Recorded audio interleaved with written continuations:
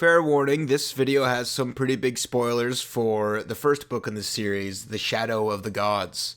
So if you haven't read that one, I would say don't watch this. Or if you don't care, then do watch this. I don't know. Do whatever you want. Hunger of the Gods is a pretty good book. I'm not super familiar with John Gwynne. I've read the two Bloodsworn books, and that is it. Shadow of the Gods and now Hunger of the Gods. I don't have much experience with him. I don't know how well he does regular European fantasy, but I'm pretty sure his other series, main series, is that. I do know his Norse fantasy, and it is very cool. Firstly, the world. The two Bloodsworn books mainly take place in this place called Vigrid. Except it's not spelled with a TH, it's spelled with a stupid fucking O or D thing, because fuck you. It's a fairly standard Norse setting. It's cold, it's icy, there's Vikings and thralls and all that stuff. What makes it unique is the big fantasy lore encapsulating it. Centuries ago, a bunch of gigantic animal gods used to rule the world, and there was a big war between them, kind of like bringing about an apocalypse and resetting humanity. And now this is thousands and thousands of years later. So their giant skeletons kind of litter the landscape, and you can see them hanging around in certain places, which is just like a really cool set piece. Like in Darl, one of the eagles' fucking giant skeleton is kind of just like looming over the fortress.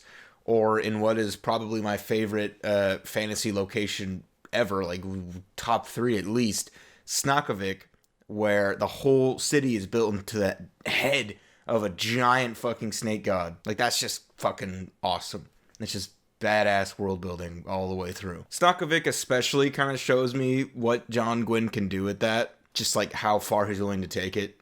It's not just like a little cool set piece. It's like just you are constantly surrounded by the and reminded of this lore. This is not a normal world. They have a city built inside of a fucking snake's head. This lore also brings about the series' major hook, the Tainted, capital T. There are these people who are descendants of the gods, and they kind of adopt their attributes or whatever. So there's wolf people, boar people, dragon people, rat people. What Hunger of the Gods does that the first one didn't do as much is kind of introduce a bunch of fresh characters that have different god's blood in them. We kind of see how that affects their personalities or method of thinking or their attitudes or battle prowess. You know, if they're descendants of Ofrir, the wolf god, they'll be like bestial and angry and fucking really good at fighting. If they're descended from Rada, the rat, they're kind of a little bit conniving. They're really good at escaping. They're smart. And if they're descendants of Berzer, the bear, they're just the best ones, objectively. Those are just the coolest ones. And John Gwynne doesn't sacrifice the human part of the story just because there's a lot of fantasy nonsense. There's some really, really strong character work in both of these books, and especially this one. What I really like that Hunger has over the first one is 2 more POV characters, so a total of 5. And it's because it does so much for like the entire book, not just by introducing new themes and not just by giving us like more windows into the grand world, but by just really boosting pacing. While there was Varg, Orca, and Elvar in the first book, who are all great characters, this one has Bjor and Guthvar. They all kind of encapsulate the same sort of theme, and that's because this is in a harsh Norse ancient world where battle is best and strength is above all else, and death is everywhere. So it's kind of exploring how each of them deal with that, or how different kinds of deaths have affected them, or slavery has affected them, or even being a slaver in Elvar's case.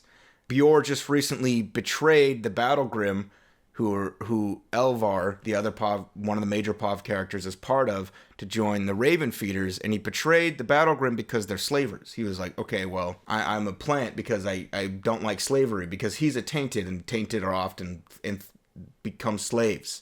But then he goes back to the Raven Feeders, and he's like, okay, these people kind of fucking suck. And he's realizing how much he really did fall in love with the Battlegrim and Elvar especially.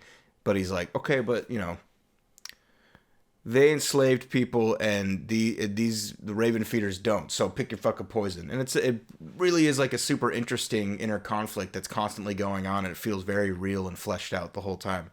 Guthvar, though, Guthvar is my fucking man. Mainly because he is a piece of shit coward. While Bjor, Elvar, Orca, and Var kind of they kind of are branches of the same basic archetype of this strong, battle-hardened warrior who's just making their way through the world. Guthvar is great because he's just a big pissy pants baby. He's kind of sort of good at fighting. He has very low rank. He has no battle fame.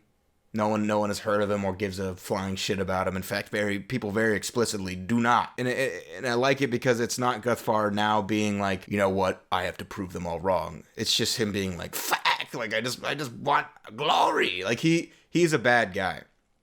And I love me a good villain, and Guthvar is great because he's not a good villain.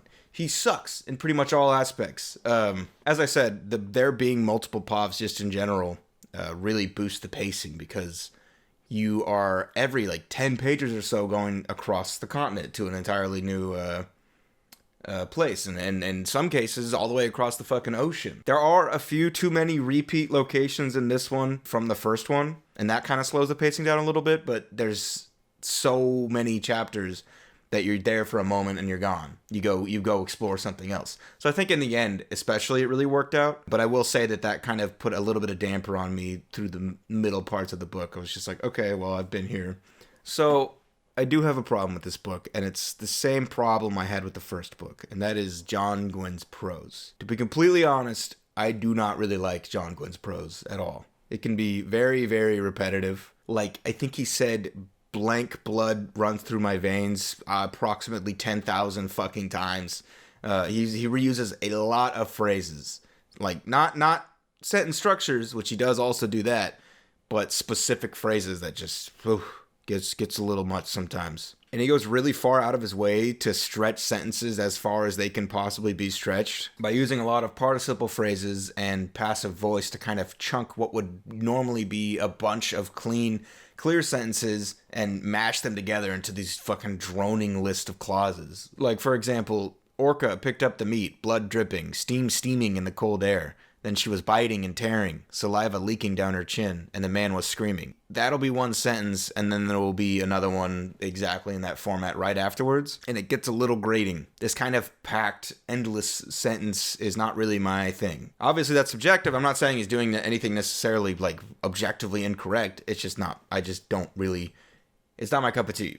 As I was reading it, I was, thinking about what I would give it out of 10 by the end, and I was leaning towards 7.5, just because the pacing wasn't perfect. There was a lot of repeat locations, and the prose is not really my bag, baby.